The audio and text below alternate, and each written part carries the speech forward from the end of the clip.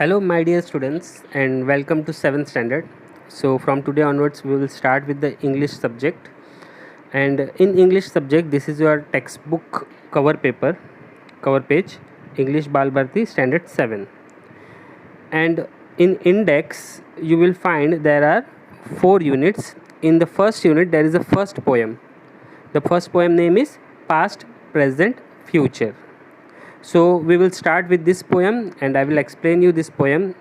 Okay so यहाँ पर जो 4 यूनिट है, 4 यूनिट में से जो पहला यूनिट है उसमें पहली पोएम है पास्ट, प्रेजेंट, फ्यूचर, वो हम लोग स्टार्ट करेंगे आज. ओके तो एक्सप्लेनेशन मैं रीड भी करूँगा और आपको साथ साथ मैं एक्सप्लेन भी करूँगा, प्लीज़ ध्यान दीजिए.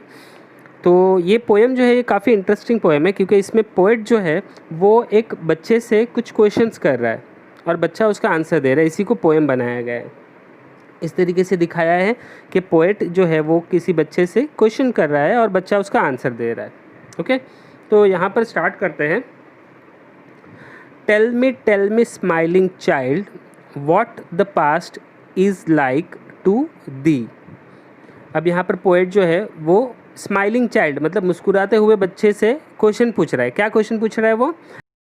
वो पूछ रहा है कि ए स्माइलिंग चाइल्ड, मुझे बताओ कि जो गुज़रा हुआ कल है, पास्ट मतलब गुज़रा हुआ कल है, वो आपके लिए कैसा है. यहाँ पर जो दी वर्ड दिया है THEE दी, इसका मतलब है ये यू, इसका मतलब है यू, YOU जो है उसको दी में बोला गया है, ये एक प्रोनाउन है. ठीक है. अब बच्चा जो है, चाइल्ड जो है वो क्या आंसर करता है? An autumn evening soft and mild with a wind that sighs मॉर्नफुल्ली.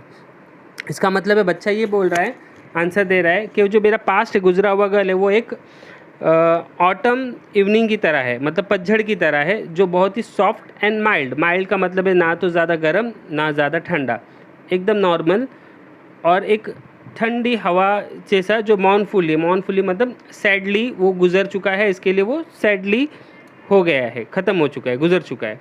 तो यहाँ पर चाइल्ड जो है वो पोएट को आंसर कर रहा है an autumn evening soft and mild, मतलब कि एक पतझड़ की शाम की तरह था मेरा गुजरा हुआ कल, जो सॉफ्ट था और माइल्ड था. माइल्ड मतलब ना ज़्यादा गर्म ना ज़्यादा ठंडा.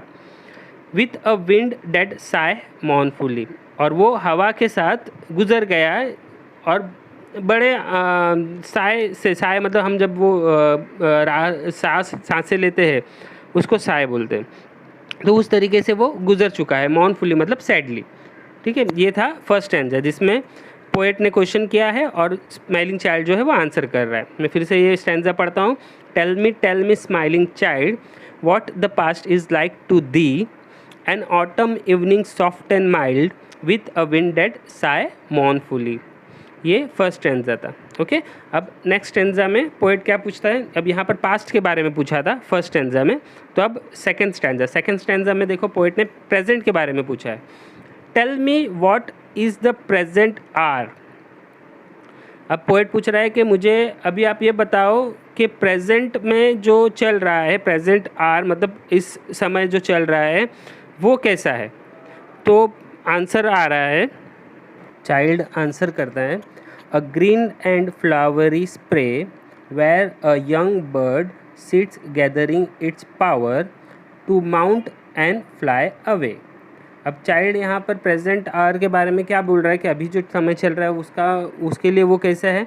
ग्रीन एंड फ्लावरी स्प्रे की तरह है. ग्रीन एंड फ्लावरी स्प्रे मतलब एक हरा भरा और फूलों से हरा भरा एक जगह है, उसकी तरह है. Where a young bird sit gathering its power का मतलब है जहाँ पर एक यंग बर्ड मतलब एक जवान बर्ड जो है वो बैठकर अपना पावर जो है इकट्ठा कर रहे हैं और to mount and fly away. और क्यों पावर इकट्ठा कर रहे हैं? कि वो वहाँ पर बैठकर अपना पावर इकट्ठा करके जमा करके फिर वहाँ से वो उड़ सके. इसलिए उसका प्रेजेंट जो है इस तरीके से कि वो अब अपना पावर इकट्ठा कर रहा है और फिर वहाँ से वो चला जाएगा. तो ये था सेकंड स्टैंजा जिसमें प्रेजेंट के बारे में बच्चे ने आंसर किया है पोएट को. फिर से मैं पढ़ रहा हूँ. Tell me what is the present are, a green and flower spray where a young bird sits gathering its power to mount and fly away. fly away मतलब उड़ चले जाना. तो इस तरीके से ये सेकंड स्टैंजा था. अब आते हैं हम लोग थर्ड स्टैंजा में. जब फर्स्ट स्टैंजा में पास्ट के बारे में बोल दिया है सेकेंड स्टैंजा में प्रेजेंट के बारे में बोल दिया है, तो अब थर्ड स्टैंजा में जो है वो पोएट जो है वो फ्यूचर के बारे में पूछ रहा है। फ्यूचर के बारे में पूछ रहा है, तो यहाँ पर क्या है, and what is the future happy one. Poet पूछ रहा है कि ये जो फ्यूचर है वो कैसा है, खुशहाल है, हैप्पी वन है। तो यहाँ पर चाइल्ड जो है वो आंसर कर रहा है, अ सी बीनीथ अ क्लाउडलेस सन। अ सी मतलब समुंदर। जब एक सन जो है जिसके आसपास बादल नहीं होते हैं, तो वो उसके नीचे एक समुंदर दिखाई देता है, उस तरीके के जैसा इसको अपना फ्यूचर दिखाई देता है।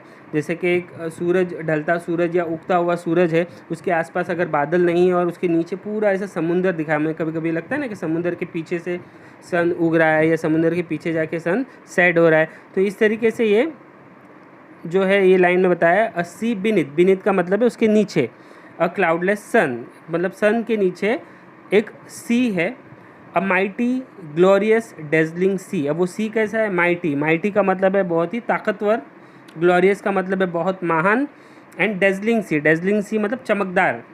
वो सी जो है वो ताकतवर है, महान है और चमकदार है, स्ट्रेचिंग इनटू इन्फिनिटी, और इतना फैला हुआ है कि वो कभी ख़त्म नहीं हो सकता है। इस तरीके से वो फैला हुआ है, ऐसे मुझे मेरा फ्यूचर दिखाई देता है। ये है पोएट के चाइल्ड का आंसर। तो इस तरीके से ये जो पोएम है ये आप लोग भी पढ़ो और प्रोनाउंसिएशन करो, पास्ट प्रेजेंट फ्यूचर। इसमें पोएट जो है क्वेश्चन पूछ रहा है और एक चाइल्ड जो है वो आंसर कर रहा है। इस तरीके से पोएम बनाई गई है।